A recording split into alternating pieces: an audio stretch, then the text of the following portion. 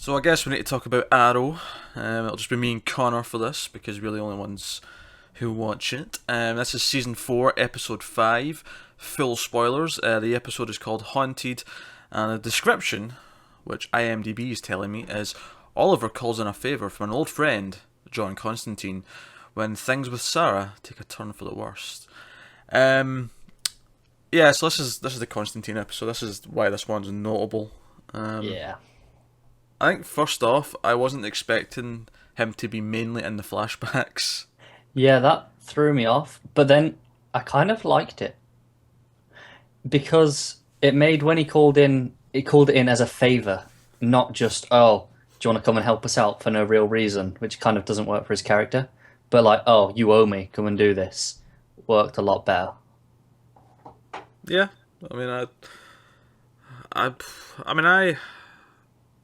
This wasn't as good as last week. It wasn't terrible by any means. I don't know. This is kind of like one of these lukewarm Arrow episodes where I don't really feel much for it, you know.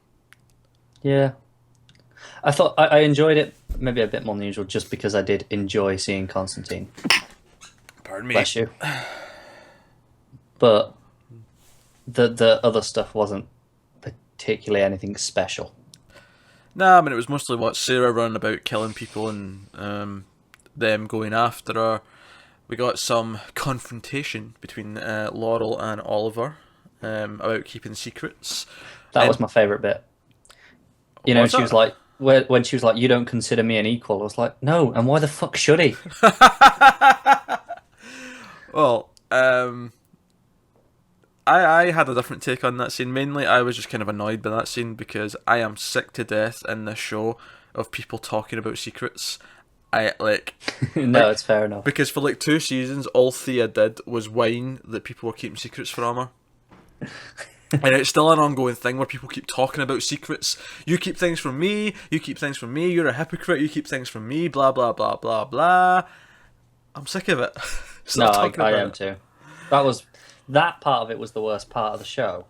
But then I liked that line just because I was like, no, he shouldn't consider you an equal. You've been doing this for about a year. You've got shit all training. What the fuck are you even doing here? Yeah, I still don't buy that she can go out and fight with them. No, not at all. Because what happened? She had like 2 episodes of training with a boxer. Yeah, at least they gave her months with Malcolm. Yeah, Like it's still a bit of a stretch, but it's better than Laurel. yeah. Laurel just like, oh, I'll put on this magical black leather jacket that turns me into the Black Canary. I know. Oh man. But yeah, so that was the main gist of it. We also got Detective Lance and Diggle sort of buddying up for a little mission. I feel like sometimes the show writes itself into a corner a little bit, and they have to sort of wiggle their way out of it in a really sort of like convenient way. Like when Lance goes to Diggle and tells him about everything. Oh, it happens kind of off camera, but he tells him about everything. Him working with Damien Dark, and now that he's working undercover for Oliver. Blah blah blah blah.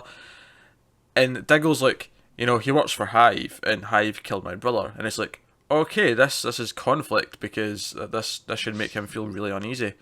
But like literally, like within a minute, he's like, no, but you being on the inside helps me take down Hive, so we're good. And it Yeah. felt really rushed and contrived to At me. least with Oliver, it had at least an episode of them against each other, and that we had that scene that we both really liked. Where Yeah, that scene was good. Last week, Yeah. that's one of the best scenes the show's ever done, was them confronting each other last And week. this was like a really cheap version of that, Yeah. where it should have been really good and emotional, and like it should have been this confrontation and them sort it out, but it was just kind of empty. Yeah. Yep, I agree. You know, I have to say, all the Constantine stuff, you know, when he actually started using magic, particularly in present day, when they get Sarah on the floor in the, not the pentagram, but whatever the symbol is that they draw, and he's like doing the incantations, and they all go into like a dream world. I'm like, could you have imagined this show doing this in season 1? God no, but I'm glad it did. Because, god damn, it's like really... I'm glad it's embracing that side of things now, and not just pretending it doesn't exist. Well, it kind of has to just because of the Flash. Like, the Flash Yeah. existed almost forced them to get a little bit more fun with things. I do have to voice concerns over the fact that the Constantine stuff felt very shoehorned into me. Now, don't get me wrong, him being there to save Sarah is fine, but they must have had something else instead of that, because this wasn't always the plan. No, there must have been. It could have just been another magic user. It could have been Zatanna or anything, really.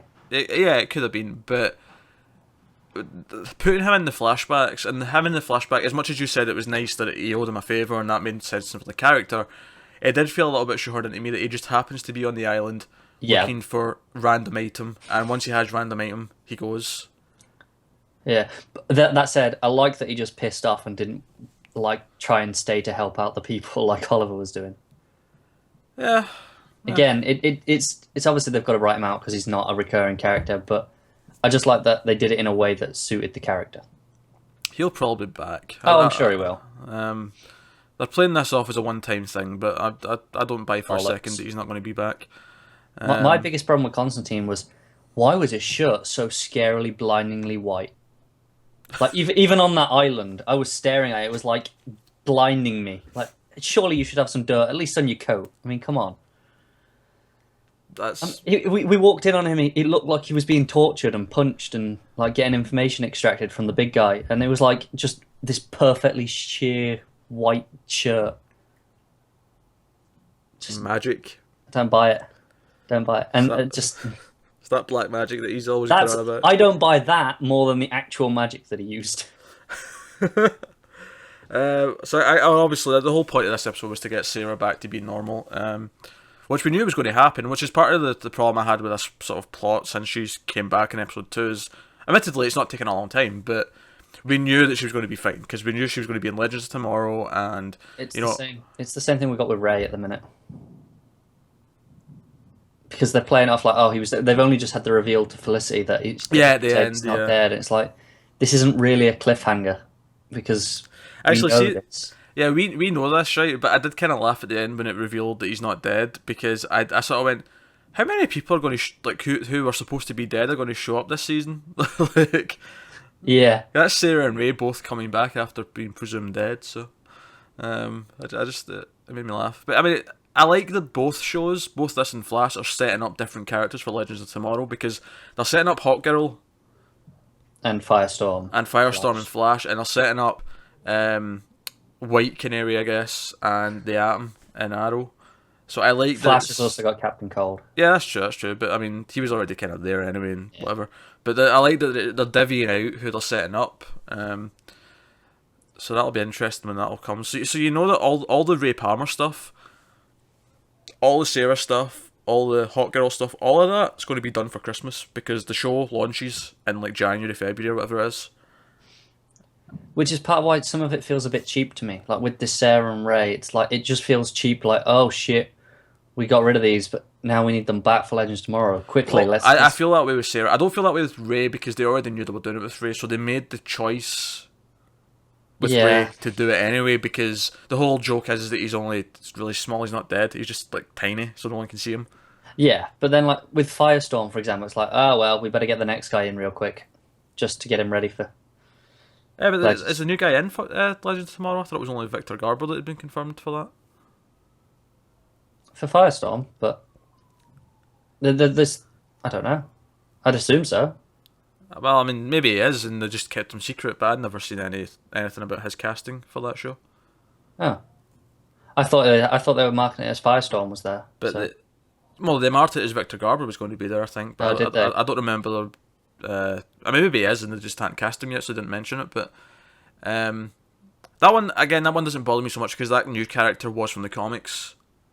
Yeah. So it wasn't like they brought in some random new guy just so they could have a Firestorm. But admittedly, yeah, it feels like there's a lot of things that the shows are having to do right now to set up Legends of Tomorrow. Some of it's fine, some of it feels a bit forced. Sarah coming back from the dead is the really forced one, because... That's by far the worst. Because they killed her. She was dead. Yeah. And obviously that probably happened before they decided to go ahead with all this stuff. But yeah, that's Arrow this week. It was an okay episode. I think fans of the Constantine show that get cancelled will probably get a kick out of it just to see. And it had the Constantine music whenever he was there, which was nice. The nice harpsichord. Yeah. So for fans of that show that get cancelled, I guess you get a little treat with this one. I think generally for an episode of Arrow, it was probably about average. I'd say. Still better Some than good, last season. some good, some bad. Yeah, still better than last season though. I will still give it that. It's not hard. So that is Arrow season 4, episode 5, and we'll see how it develops next week.